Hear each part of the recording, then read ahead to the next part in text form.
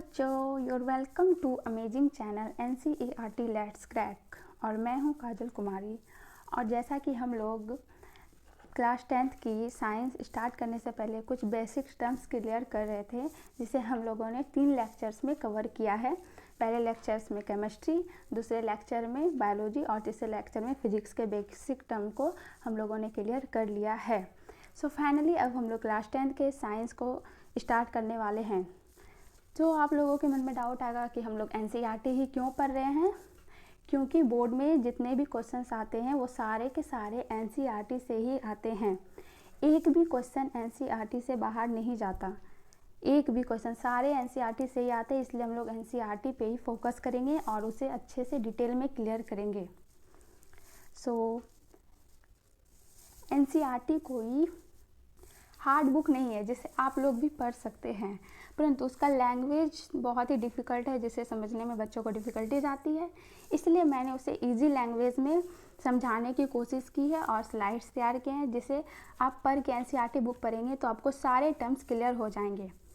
और हम लोग चैप्टर वाइज NCERT बुक को भी रिवीजन करते जाएंगे, उसका भी सीरीज़ लाएंगे और NCERT बुक को भी अच्छे से कवर करेंगे वीडियो के थ्रू। तो हम लोग सबसे पहले देखते हैं NCERT बुक में कौन कौन से चैप्टर हैं, कितने चैप्टर हैं, किस पेज नंबर पे हैं, जिसमें यहाँ दिया गया है। सबसे पहला चैप्टर का नाम है अध्याय 1 रासायनिक अभिक्रियाएं एवं समीकरण। यहाँ पेज नंबर दिया गया है, जिसे आप देख सकते हैं, NCERT बुक में मिल जाएगा आपको। अध्याय 2 अम्ल क्षारक एवं लवण। अध्याय 3 धातु एवं अधातु। अध्याय 4 कार्बन एवं उसके यौगिक। अध्याय 5 तत्वों का आवर्त वर्गीकरण। अब यहाँ से बायोलॉजी स्टार्ट होता है, जिसमें अध्याय 6 जैव प्रक्रम। अध्याय 7 नियंत्रण एवं समन्वय। अध्याय 8 जीव जनन कैसे करते हैं। अध्याय 9 आनुवांशिकता एवं जैव विकास। अध्याय 10 प्रकाश परावर्तन तथा अपवर्तन। अध्याय 11 मानव नेत्र तथा रंग बिरंगा संसार। अध्याय 12 विद्युत। अध्याय 13 विद्युत धारा के चुंबकीय प्रभाव। अध्याय 14 ऊर्जा का स्रोत। अध्याय 15 हमारा पर्यावरण। अध्याय 16 प्राकृतिक संसाधनों का संपोषित प्रबंधन। NCERT बुक में ये कुल 16 चैप्टर्स है, जिसे हम लोग एक एक करके कवर करेंगे अच्छे से और सारे NCERT बुक को भी रिवाइज करेंगे।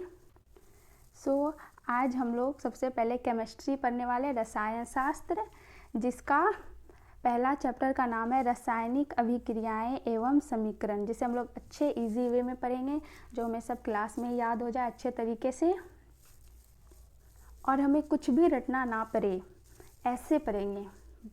तो चलिए आज का क्लास स्टार्ट करते हैं। सबसे पहला टर्म आता है हमारे पास क्लास 10th में, रासायनिक अभिक्रियाएं। रासायनिक अभिक्रियाएं क्या होती है? जब कोई पदार्थ अकेले ही या किसी अन्य पदार्थ से क्रिया करके भिन्न गुण वाले एक या अधिक पदार्थ का निर्माण करते हैं, तब वह प्रक्रिया रासायनिक अभिक्रिया कहलाती है। यह तो हो गया डिफिनेशन। अब मैं इसे अच्छे से आपको एग्जाम्पल के थ्रू समझाती हूँ।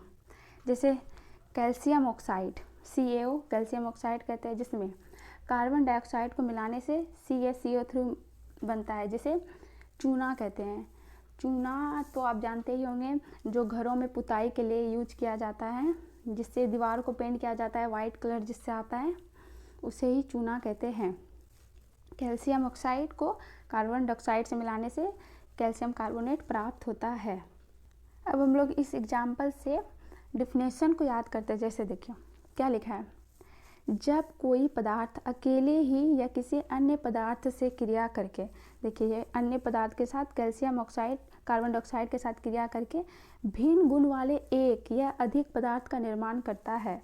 एक का भी निर्माण हो सकता है, जैसे कैल्शियम कार्बोनेट का निर्माण हुआ, इसके साथ और भी किसी चीज़ का निर्माण हो सकता है, जिससे बड़ा रिएक्शन होगा तो एक से ज़्यादा का भी प्रोडक्ट का निर्माण होता है। उसी तरह वो यहाँ बोल सकते हैं, जब कोई पदार्थ अकेले ही या किसी अन्य पदार्थ के साथ क्रिया करके भिन्न गुण वाले एक या अधिक पदार्थ का निर्माण करते हैं, तब वह प्रक्रिया रासायनिक अभिक्रिया कहलाती है। जैसे यहाँ दूसरा एग्जाम्पल भी है, कार्बन प्लस ऑक्सीजन से कार्बन डाइऑक्साइड बनता है, ये तो सब लोग जानते हैं। कार्बन डाइऑक्साइड कैसे बनता है, कार्बन और ऑक्सीजन के मिलने से। इससे भी याद कर सकते हैं, जब कोई पदार्थ अकेले, ये एक पदार्थ है, अकेले या किसी अन्य पदार्थ के साथ अभिक्रिया कर भिन्न गुण वाले, मतलब इसका गुण, कार्बन का गुण और कार्बन डाइऑक्साइड का गुण तो अलग है, ऑक्सीजन का भी गुण अलग है और कार्बन डाइऑक्साइड का भी गुण अलग है। जब कोई पदार्थ अकेले ही या किसी अन्य पदार्थ के साथ अभिक्रिया कर भिन्न गुण वाले, इन दोनों का गुण अलग है, भिन्न गुण वाले नए पदार्थ का निर्माण करता है, तब वह प्रक्रिया रासायनिक अभिक्रिया कहलाती है। तो आप लोग भी मेरे साथ बोलिए, जब कोई पदार्थ अकेले या किसी अन्य पदार्थ के साथ मिलकर भिन्न गुण वाले नए पदार्थ का निर्माण करती है, तो वह प्रक्रिया रासायनिक अभिक्रिया कहलाती है। रासायनिक अभिक्रिया किसे कहते हैं? जब कोई पदार्थ अकेले ही या किसी अन्य पदार्थ से क्रिया करके भिन्न गुण वाले एक या अधिक पदार्थ का निर्माण करते हैं, तब वह प्रक्रिया रासायनिक अभिक्रिया कहलाती है। मैं आशा करती हूँ कि आप लोगों को ये अच्छे से क्लियर हो गया होगा रासायनिक अभिक्रिया क्या होता है, और आपको ये अच्छे से याद भी हो गया होगा। तो हम लोग चलते हैं नेक्स्ट स्लाइड की ओर, जिसमें है अभिकारक किसे कहते हैं और प्रतिफल किसे कहते हैं। अभिकारक, जो पदार्थ रासायनिक अभिक्रिया में भाग लेकर नए पदार्थ बनाते हैं उसे अभिकारक कहते हैं। अभिकारक को इंग्लिश में रिएक्टेंट भी कहते हैं। अभिकारक जैसे कार्बन, अभी हम लोग ने पीछे में देखा था, कार्बन प्लस ऑक्सीजन मिलकर कार्बन डाइऑक्साइड का निर्माण करते हैं। इसी तरह कार्बन और ऑक्सीजन क्या है? अभिकारक है। कार्बन और ऑक्सीजन के मिलने से जो बना वो प्रतिफल, इन दोनों के मिलने से क्या बना?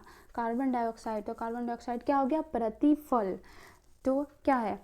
जो पदार्थ रासायनिक अभिक्रिया में भाग लेकर नए पदार्थ बनाते हैं उससे अभिकारक कहते हैं। जैसे कार्बन और ऑक्सीजन मिलकर क्या बना रहा है? Carbon dioxide. तो ये भाग लेकर नया पदार्थ कौन बना रहा है? कार्बन और ऑक्सीजन। तो कार्बन और ऑक्सीजन को क्या कहेंगे? अभिकारक। उसी प्रकार प्रतिफल किसे कहते हैं? अभिक्रिया के फलस्वरूप बने नए पदार्थ प्रतिफल कहलाते हैं। प्रतिफल को इंग्लिश में प्रोडक्ट भी कहते हैं। तो अभिक्रिया के फलस्वरूप क्या बन रहा है? Carbon dioxide. तो कार्बन डाइऑक्साइड क्या हो गया? प्रतिफल। और बना कौन रहा है? कार्बन और ऑक्सीजन मिलकर। तो कार्बन और ऑक्सीजन क्या हो गया? अभिकारक। तो एक बार हम लोग फिर से डिफिनेशन देख लेते हैं। क्या है अभिकारक? जो पदार्थ रासायनिक अभिक्रिया में भाग लेकर नए पदार्थ बनाते हैं उसे अभिकारक कहते हैं। और प्रतिफल, अभिक्रिया के फलस्वरूप बने नए पदार्थ प्रतिफल कहलाते हैं। कार्बन और ऑक्सीजन क्या है? अभिकारक। और कार्बन डाइऑक्साइड क्या है? प्रतिफल। तो अब नेक्स्ट स्लाइड की ओर चलते हैं, जिसमें है रासायनिक अभिक्रियाओं की विशेषताएं। रासायनिक अभिक्रिया के फलस्वरूप जो जो होता है, जो हमें देखने को मिलता है, यहाँ उसकी कुछ विशेषताएं बताया गया है। जैसे गैस की उत्पत्ति। कोई भी रासायनिक अभिक्रिया होता है तो उसमें गैस निकलता है। आप लोग जानते ही हैं, जैसे कि हम लोग बोल सकते हैं, जैसे कैल्शियम कार्बोनेट CaCO3,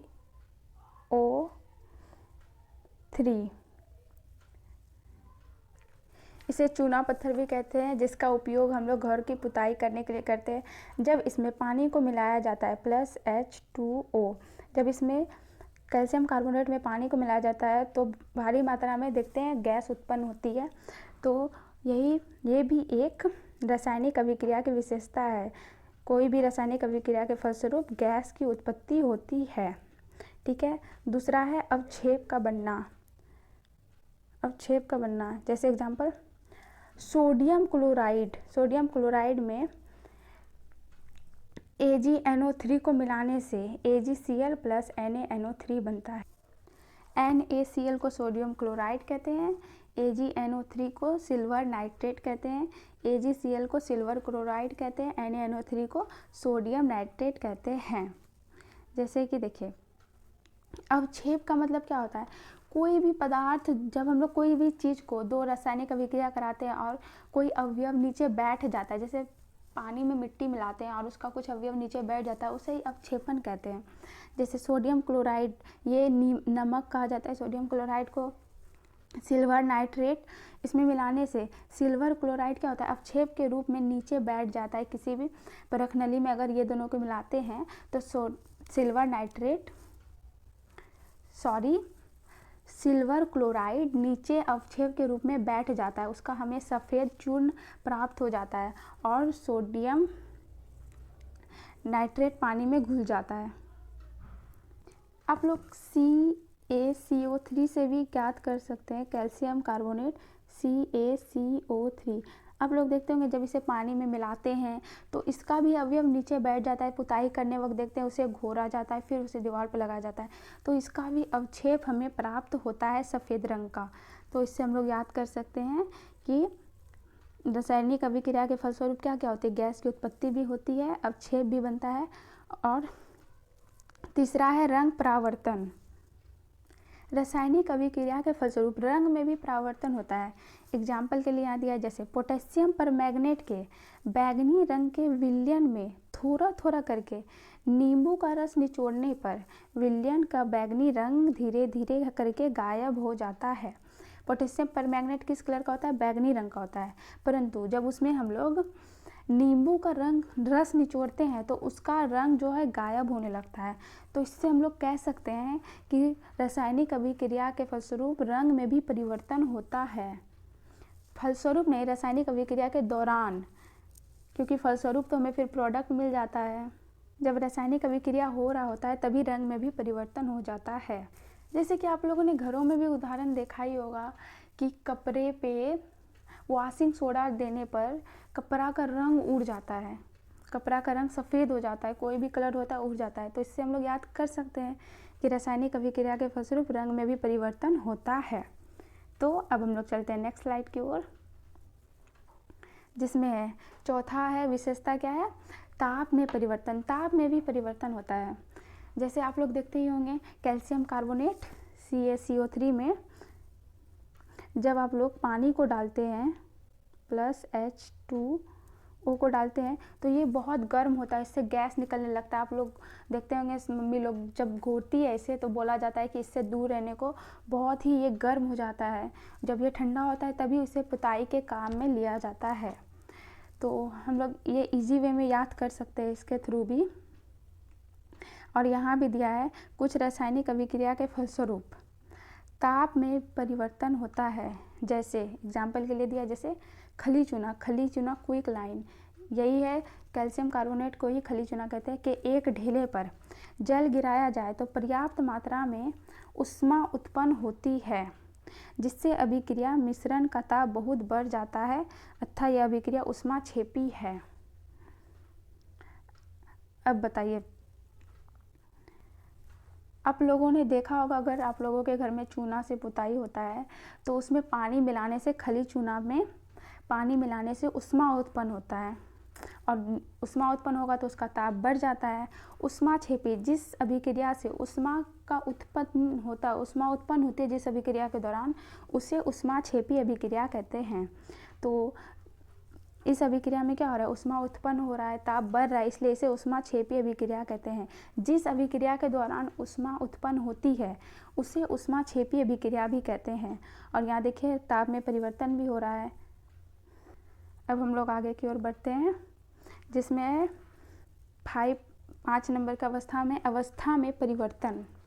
विशेषताएं हैं रासायनिक अभिक्रिया के, क्या है, अवस्था में परिवर्तन क्या है, कुछ रासायनिक अभिक्रिया के फलस्वरूप पदार्थ की अवस्थाओं में भी परिवर्तन होता है। हाँ होता है, जैसे ठोस से द्रव का बन जाना, द्रव से गैस का बन जाना। जैसे कि आप लोग देखते होंगे पानी से बर्फ़ बन जाता है, तो ये क्या हो गया, पदार्थ का अवस्था में परिवर्तन हो गया। क्या हो गया, वो द्रव से ठोस बन गया, बर्फ़ बन गया तो ठोस बन गया। जैसे पानी से वाष्प में बदल जाना, तो क्या हो गया, वो द्रव से वाष्प में परिवर्तित हो गया।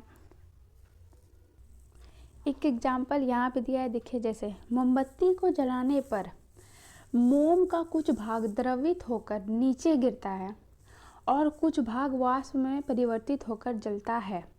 हाँ, हम लोग देखते ही है, मोमबत्ती होता है, मोमबत्ती को जब हम लोग जलाते हैं तो मोमबत्ती तो मोम का बना ही होता है, उसका कुछ भाग द्रवित होकर नीचे गिर जाता है और कुछ भाग वाष्प में परिवर्तित होकर जलता है। अतः मोमबत्ती के जलने पर ठोस, मोमबत्ती ठोस होता है, वो क्या होता है, द्रव और गैस में परिवर्तित होता है। मोमबत्ती क्या होता है, ठोस होता है पहले, अतः मोमबत्ती को जलाने पर ठोस, वो ठोस में होता है, फिर वो द्रव, उसका कुछ भाग द्रव और कुछ भाग गैस में परिवर्तित हो जाता है। तो इस तरह हम लोग कह सकते हैं कि रासायनिक अभिक्रियाएं के दौरान पदार्थ की अवस्था में भी परिवर्तन होता है। तो कैसे होता है? मोमबत्ती को जलाने पर मोम का कुछ भाग द्रवित होकर नीचे गिरता है, कुछ भाग वाष्प में परिवर्तित होकर जलता है। तो अथवा मोमबत्ती का जलाने पर ठोस, द्रव और गैस में परिवर्तित होता है। ठीक है, तो अब हम लोग क्विक रिकैप करते हैं जो आज हम लोगों ने पढ़ा जल्दी जल्दी से। तो चलिए, सबसे पहले हम लोगों ने पढ़ा रासायनिक अभिक्रियाएं। रासायनिक अभिक्रियाएं क्या होती है? जब कोई पदार्थ अकेले ही या किसी अन्य पदार्थ से क्रिया करके भिन्न गुण वाले एक या अधिक पदार्थ का निर्माण करते हैं, तब वह प्रक्रिया रासायनिक अभिक्रियाएं कहलाती है। हम लोगों ने इसके थ्रू भी कार्बन और ऑक्सीजन से कार्बन डाइऑक्साइड का निर्माण होता है। Calcium oxide plus carbon dioxide के मिलने से कैल्शियम कार्बोनेट का निर्माण होता है। ठीक है, अभिकारक क्या होता है? जो पदार्थ रासायनिक अभिक्रिया में भाग लेकर नए पदार्थ बनाते हैं उसे अभिकारक कहते हैं। मतलब जो पदार्थ भाग लेता है अभिक्रिया में उसे ही अभिकारक कहते हैं। जैसे कार्बन और ऑक्सीजन क्या है? दोनों अभिकारक हैं। और प्रतिफल, अभिक्रिया के फलस्वरूप बने नए पदार्थ प्रतिफल कहलाते हैं। जो पदार्थ अभिक्रिया होने के बाद जो हमें मिलता है, जो बनता है नया पदार्थ, उससे ही प्रतिफल कहते हैं। जैसे यहाँ कार्बन डाइऑक्साइड क्या है? प्रतिफल है। नेक्स्ट क्या है? रासायनिक अभिक्रियाएं की विशेषताएं। हम लोगों ने अभी रासायनिक अभिक्रियाओं की 5 विशेषताएं को देखा है। पहली क्या थी? गैस की उत्पत्ति। दूसरा क्या है? अवक्षेप का बनना। यहाँ एग्जाम्पल भी दिया है, sodium chloride plus silver nitrate के मिलने से silver chloride plus sodium nitrate बनता है। और सिल्वर क्लोराइड क्या है? अवक्षेप के रूप में हमें प्राप्त होता है। और तीसरा क्या था? रंग परिवर्तन। जैसे पोटेशियम परमैंगनेट के बैंगनी रंग के विलयन में थोड़ा थोड़ा करके नींबू का रस निचोड़ने पर विलयन का बैंगनी रंग धीरे धीरे करके गायब हो जाता है। तो ये पदार्थ की 3 विशेषताएं हैं। मतलब पदार्थ की अभिक्रियाओं के दौरान 3 विशेषताएं हैं। क्या है? गैस की उत्पत्ति, अवक्षेप का बनना, तीसरा रंग परिवर्तन और चौथा है ताप में परिवर्तन। ताप में परिवर्तन होता है जैसे कुछ रासायनिक अभिक्रिया के फलस्वरूप ताप में परिवर्तन होता है। जैसे यदि खली चूना के एक ढेले पर जल गिराया जाए तो पर्याप्त मात्रा में ऊष्मा उत्पन्न होती है, जिससे अभिक्रिया का मिश्रण का ताप बहुत बढ़ जाता है तथा यह अभिक्रिया ऊष्माक्षेपी होती है। हम लोगों ने इसे ऊष्माक्षेपी क्यों कहा? क्योंकि इससे ऊष्मा उत्पन्न हो रही है, ऊष्मा निकल रही है। इससे क्या हो रहा है? ताप बढ़ रहा है। ऊष्मा निकलने वाली जिस अभिक्रिया के दौरान ऊष्मा उत्पन्न होती है या ऊष्मा निकलती है उसे ऊष्माक्षेपी अभिक्रिया कहते हैं। यहाँ पर कुछ मिसप्रिंट हो गया था, ऊष्माक्षेपी के बदला उमाक्षेपी लिखा गया था, जिसे मैंने कट करके सही से लिख दिया है ऊष्माक्षेपी। तो जिस अभिक्रिया से ऊष्मा उत्पन्न होती है उसे क्या कहते हैं? ऊष्माक्षेपी अभिक्रिया। ऊष्माक्षेपी अभिक्रिया किसे कहते हैं? जिस अभिक्रिया के दौरान ऊष्मा निकलती है उसे ऊष्माक्षेपी अभिक्रिया कहते हैं। ये था पदार्थ के रासायनिक अभिक्रियाओं के दौरान होने वाली विशेषताओं के ये 4 नंबर में था ताप में परिवर्तन। अब हम लोग देखते हैं 5 नंबर में क्या था? अवस्था में परिवर्तन। अवस्था में परिवर्तन क्या था? कुछ रासायनिक अभिक्रिया के फलस्वरूप पदार्थों की अवस्था में परिवर्तन होता है। जैसे हम लोगों ने मोमबत्ती का देखा, मोमबत्ती मोम का बना होता है जो ठोस होता है, परंतु जब हम उसमें आग लगाते हैं वो जलता है तो वो उसका कुछ भाग, मोम का कुछ भाग पिघलकर नीचे गिर जाता है और कुछ भाग वो वाष्प में मिलकर जलता रहता है। तो क्या हुआ? मोमबत्ती ठोस था, उसका कुछ भाग ठोस से द्रव में बदल गया और कुछ भाग वाष्प में बदल गया। इसका दूसरा एग्जाम्पल भी था, जब हम लोग पानी को गर्म करते हैं तो वो पानी क्या था? द्रव था, द्रव से वो फिर वाष्प में बदल जाता है, मतलब गैस बन जाता है। या फिर पानी को हम लोग फ्रीज में डालकर आइस बनाते हैं, बर्फ़ बनाते हैं, तो वो क्या होता है? पानी क्या है? द्रव है, वो द्रव से ठोस में परिवर्तित हो जाता है। तो इस तरह से हम लोग याद कर सकते हैं। तो ये थी पदार्थ की 5 रासायनिक अभिक्रियाओं के दौरान 5 विशेषताएं थी ये। ठीक है, तो अब हम लोग आगे का ज्ञान नेक्स्ट क्लास में पढ़ेंगे। नेक्स्ट क्लास में पढ़ेंगे रासायनिक समीकरण क्या होता है, उसे कैसे लिखना चाहिए, उसका रूल, और भी बहुत सारी अभिक्रियाएं अभी बाकी है जिसके बारे में हम लोग अगले कक्षा में पढ़ेंगे। हम लोग थोड़ा थोड़ा करके ही आगे बढ़ेंगे, क्योंकि एक बार में बहुत सारा पढ़ लेने से हम लोग याद नहीं कर पाते, हमारा दिमाग उसको समझ नहीं पाता, इसलिए थोड़ा थोड़ा समझेंगे जिससे हमें वो ज़्यादा दिन तक याद रहे, अच्छे से समझ पाएँ। तो आगे का ज्ञान हम लोग अगली कक्षा में प्राप्त करेंगे। तो थैंक्स फॉर वाचिंग, और अगर वीडियो अच्छा लगा तो लाइक कीजिए, शेयर कीजिए और सब्सक्राइब कीजिए। और अगर कोई भी डाउट आए तो प्लीज़ उसे कमेंट सेक्शन में लिखिए, और मैं अगले वीडियो में उस डाउट को क्लियर ज़रूर करने की कोशिश करूँगी। So thank you, bye bye, मिलते हैं अगले लेक्चर में।